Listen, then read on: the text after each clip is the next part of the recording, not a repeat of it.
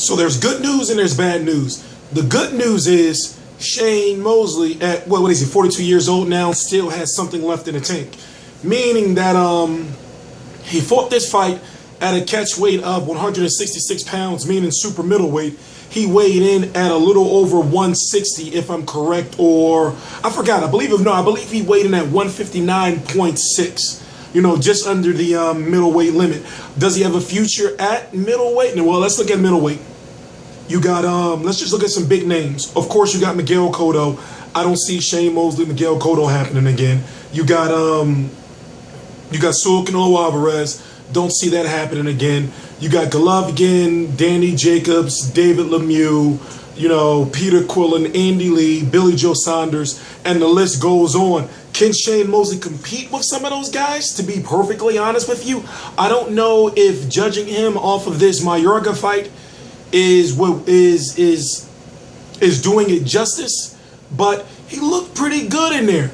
Now, here's the bad news. Ricardo Mayorga was stopped via TKO in the 6th round from what looked like to be a body shot. And truth be told, just watching the whole fight, it just looks like he was just all in it for the check. He even admitted that, by the way, he's married with kids. He even admitted that it was Shane Mosley's idea to smack Shane Mosley's girlfriend's butt to add some controversy to the fight. And if you look at it when he did it, he's looking at her ass. And he's just like looking, and then all of a sudden he just goes this little, you know. And I'm thinking like it just seemed awkward. Now, more bad news is the fight was on pay-per-view.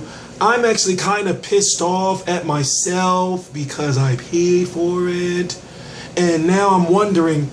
I wonder how many pay-per-view buys did this fight do? Shane Mosley has a pretty strong fan base, and also on Twitter as of the last several months or so. He's been known as Tupac Shane Mosley because he just be going in meaning he be talking a lot of hardcore ass shit. Like, you know, he just straight turned into this Twitter gangster.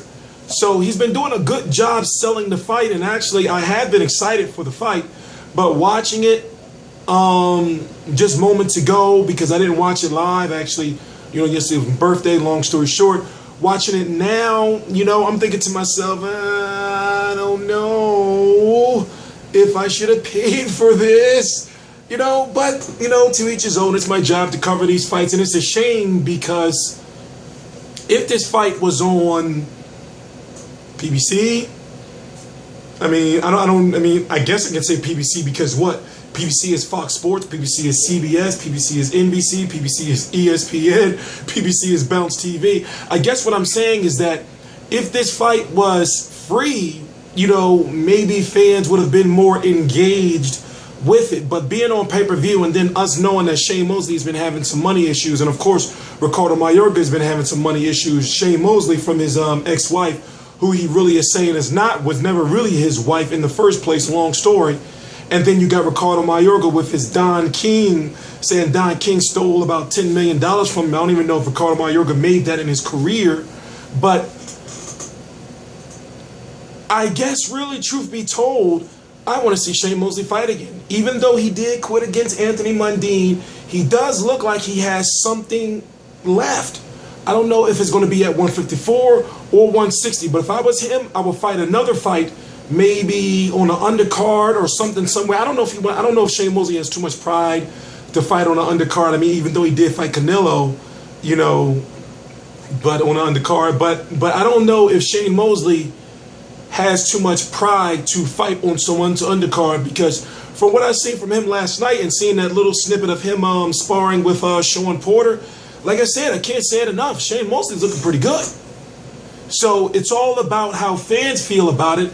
And what I'm going to do is I'm actually going to post a link to the full fight. No, actually, I'm going to post a full fight on my Facebook page. You know, it's going to take a little bit of time, I guess. I got to go through all the legal mumbo-jumbo. But, I mean, tell me what you think. Because, like I said, I feel that Shane Mosley has something to bring to the table, you know, at the 160-pound division. I'm going to watch the fight over again. And like I said, even though he's fought Ricardo Mayorga, you know, a guy who's way over the hill, a guy who should have been done a long time ago, a guy who weighed in at 166 pounds, still, Ricardo Mayorga is still, you know, well known and somewhat still respectable fighter, I guess. I don't know. Don't get me to lying and don't get me to start making up bullshit. But listen, I'm T Street Controversy. This is T Street Controversy Live. What is this on my hoodie? T Street Controversy Live at RealCombatMedia.com. And I cover every single major fight live. Please subscribe.